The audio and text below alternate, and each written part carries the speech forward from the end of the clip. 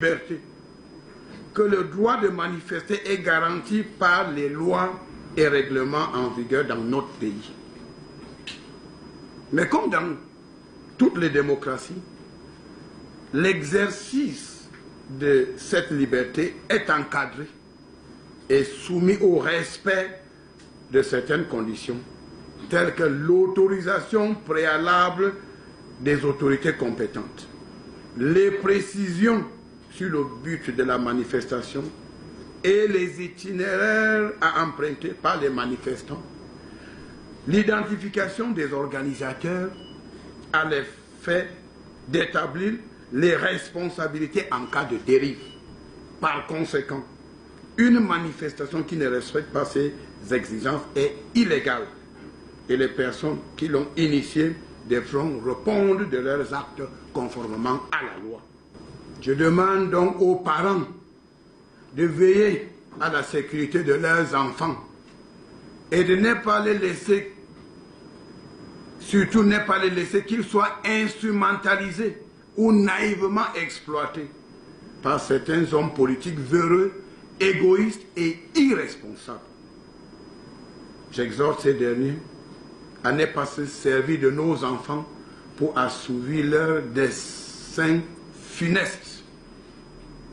Je demande à nos compatriotes de la diaspora, qui pour certains essayent de déstabiliser le Cameroun et de le mettre à feu et à sang à travers des publications séditieuses sur les réseaux sociaux, de se ressaisir.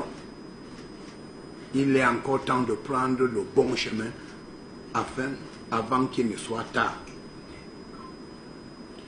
Je voudrais ici encourager les leaders d'opinion, les chefs traditionnels, les autorités religieuses et les différentes composantes de la nation, où qu'ils soient, à se mobiliser comme un seul homme pour promouvoir la paix et la stabilité de notre pays. Nous savons pouvoir compter sur la maturité démocratique du peuple camerounais et son attachement viscéral à la paix et au vivre ensemble si cher au président de la République, père de la nation, chef de l'État, son Excellence, M. Paul Biya. J'ai saisi cette occasion pour interpeller les responsables des médias sur la mission républicaine d'information, d'éducation et de sensibilisation des masses populaires qui leur est dévolue. Ils se souviennent certainement du rôle trouble qu'ont joué les médias de la haine dans le génocide qu'a connu un pays d'Afrique de l'Est. Qu'ils soient clairement entendus que ceux des médias qui font l'apologie de l'insurrection populaire et propagent la haine et les fausses nouvelles feront face à la rigueur de la loi et ça ne saurait tarder.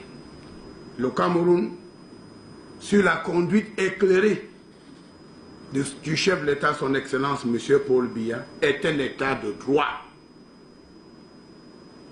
Et toute contestation relative aux résultats des élections doit se faire devant les instances compétentes et dans le strict respect de la réglementation en vigueur. Je précise du reste que la qualité de candidat à l'élection présidentielle ne confère aucune immunité à quiconque. Il faudrait que je le dise clairement. Je dis bien que la qualité de candidat à l'élection présidentielle ne confère aucune immunité à quiconque. Je voudrais rassurer les populations que l'État a pris des dispositions nécessaires pour veiller à ce que l'ordre règne et que les velléités de désordre et de déstabilisation de notre pays soient neutralisées. L'ordre public sera renforcé de manière professionnelle et sans état d'âme. En tout état de cause, force restera à la loi. J'invite les Camerounais à vaquer normalement à leurs occupations et attendent sereinement la proclamation des résultats du scrutin présidentiel par le Conseil constitutionnel, seul organe habilité à le faire. Je vous remercie de votre attention et surtout, soyons tous des artisans de